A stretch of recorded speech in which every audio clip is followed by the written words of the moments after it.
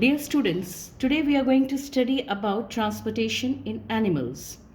What do we understand by transportation? Transportation can be defined as the movement of any substance from one place to another. Now, for example, in general life, if I see that movements of goods, how does it take place? It takes place through railways, it takes place through roads by trucks which carry goods from one place to another, it takes place through planes. Similarly, in a body, what are the things which need to be transported from one part to the other? Water and nutrients, along with the waste material and the excretory products, which are formed as a result of various metabolic activities taking place, and their movement has got to take place from their place of origin to the place where they need to be excreted or to be transported. Now, transportation in animals take place through circulatory system, which we are going to study today. And this circulatory system includes blood vessels, and heart. Now, what is blood? Blood is a fluid that transports oxygen and nutrient to the cells and carries away carbon dioxide and other waste product. Technically, blood is a transport liquid pumped by the heart to all parts of the body, after which it returns back to the heart to repeat the process. And why does this process has to be repeated, and why the blood is coming back to the heart? Because when it gets deoxygenated, it brings within the toxins, they have to be removed, and for this the heart is doing the function of oxygenation. Now, blood is both a tissue and a fluid. It is tissue because it is a collection of similar specialized cells as RBCs, WBCs, blood platelets that serve various particular functions. And these organelles or these cells are suspended in a liquid matrix which we call as plasma, and this makes the blood a fluid. If blood flow ceases, there will be an instant death of an organism. Now, how does this transportation is happening? It is happening in the body through blood vessels. Now, blood vessels are what? They are the tube-like structures which carry blood through cells, tissues and organs. Chiefly, there are two types of blood vessels which we are seeing on the slide, artery and vein. Now, what are arteries? You can see here, arteries are the tubes which carry blood which is rich in oxygen from heart to all the cells of the body. Another important point that the pressure exerted by the arteries while blood leave heart is rapid, and therefore the walls of the arteries are quite thick. In contrast, if we look into the veins, veins carry blood which is rich in carbon dioxide from all the cells of the body to the heart, and the pressure exerted by the walls of the veins is less. Therefore, the walls are thin in their nature. Now, something very important which is present in veins is walls. What is the function of these walls? These walls present in the vein ensure that the blood is always flowing towards the heart and in the forward direction. It doesn't return back. Now, I come to the next point, that is components of blood. What is blood basically made up of? Composition and function of blood includes, there is a liquid part and then there is a solid which is the cellular part of it, I can say. So component is plasma. Plasma is a connective tissue in which the formed elements are suspended in a fluid matrix. And what are the formed elements? There are three: erythrocytes, RBCs, then there are leukocyte, white blood cells, and then there are platelets, cell fragments that help in the blood clotting.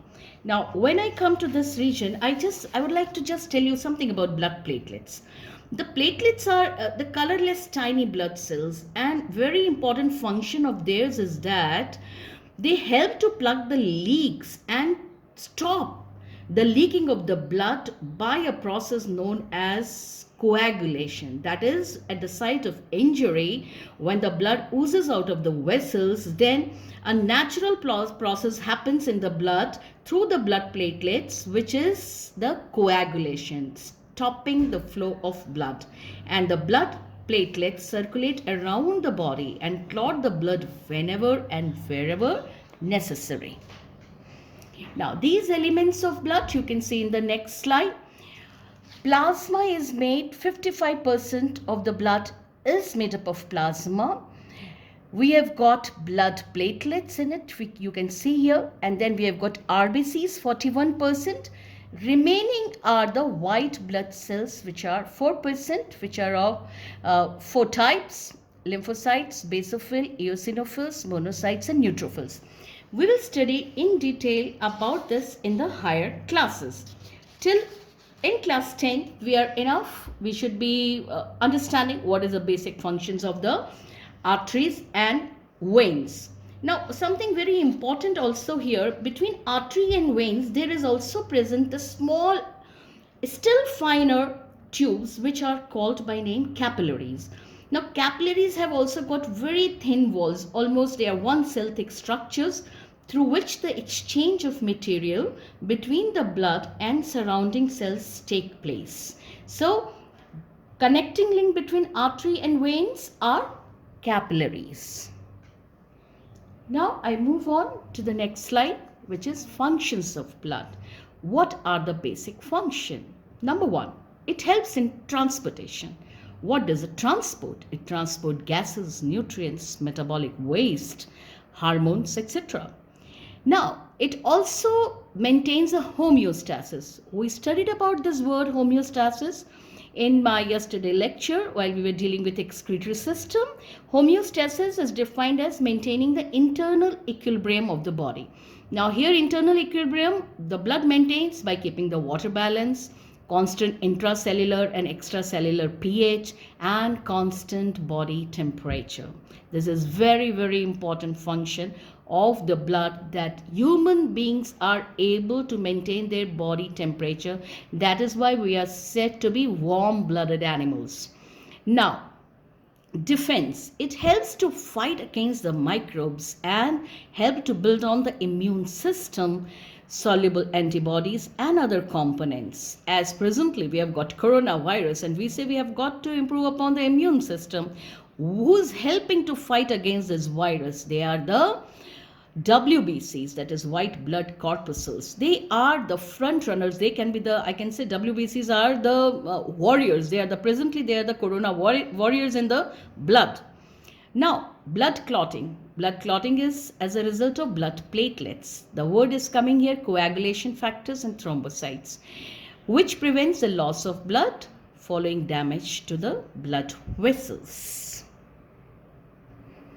Now, human circulatory system is called double circulatory system. Circulation of the blood is double. Why do we say this, and why do we say this? The majority of the mammals, including human beings, utilize a double circulatory system. The reason being that we have got 2 loops in our body in which the blood is circulating. The one loop is carrying the oxygenated supply, that is oxygen-rich blood, and the other loop is carrying the deoxygenated supply, that is the blood which is rich in carbon dioxide. Here I would also like to tell you children a little bit more about the animals, that in amphibians and reptiles we have got a 3-chambered heart. I come to the structure of heart, and then I'll be just taking you to the next slide before moving to the lymph. The structure of heart, this is the structure where we have got 4 chambers. This is the right auricle, right atrium. This is the right ventricle or right ventrium. We have got left auricle and we have got left ventricle. So it's a 4-chambered heart. But in amphibians and reptiles, we have got 3-chambered heart, and allows some mixing of oxygenated and deoxygenated blood. Fishes have 2-chambered heart, and thus the blood is pumped to the gills and for oxygenation and then transported directly to different parts of the body. Whenever the blood goes through the heart twice during each cycle, the process is double circulation, as just now said, and human beings have got these double loops. So our circulation is double circulation. In fishes, the blood goes only once throughout the body, and this fish shows single circulation. Now, it's something very important about the structure of heart is also say there is a, you can see there is a partition between, this is the oxygenated, it is deoxygenated blood is coming here, that is why it is slight blue in color. Here we get oxygenated blood, that is in the left auricle and the left ventricle, therefore it is reddish in color.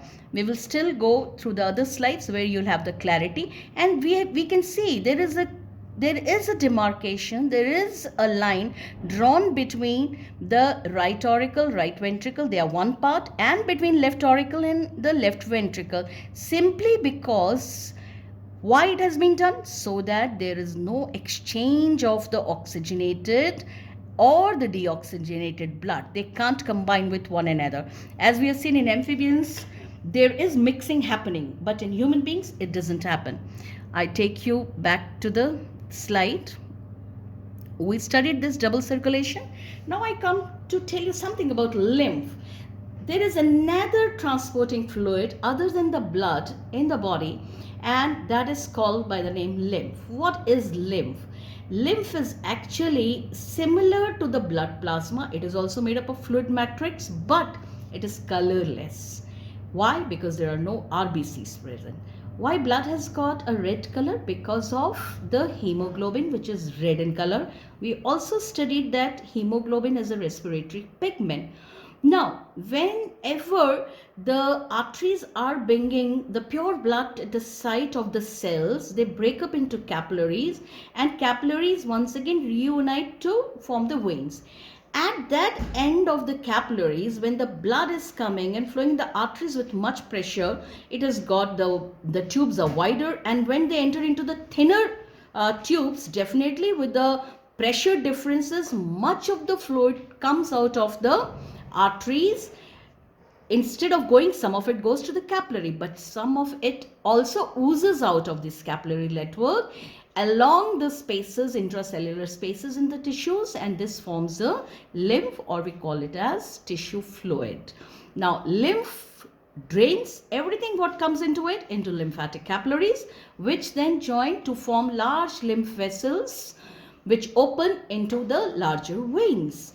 The function of lymph, what is it? To carry absorbed digested fat from intestine, and it also drains excess fluid from extracellular spaces back into the blood. Another slide, just whatever this I spoke is something once again given. Functions of lymph in detail. 5 points. Supply nutrition and oxygen to those parts where blood cannot reach. It drains away excess tissue fluid. Lymph returns protein to the blood from the tissue spaces. Very, very important. We can't expect to lose proteins from our blood. Fat from the intestine are also absorbed through the lymph.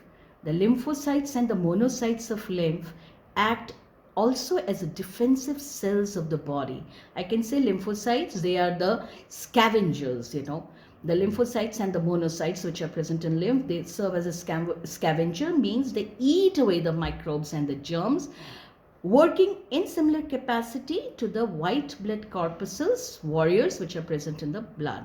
Lymph also removes bacteria from the tissue.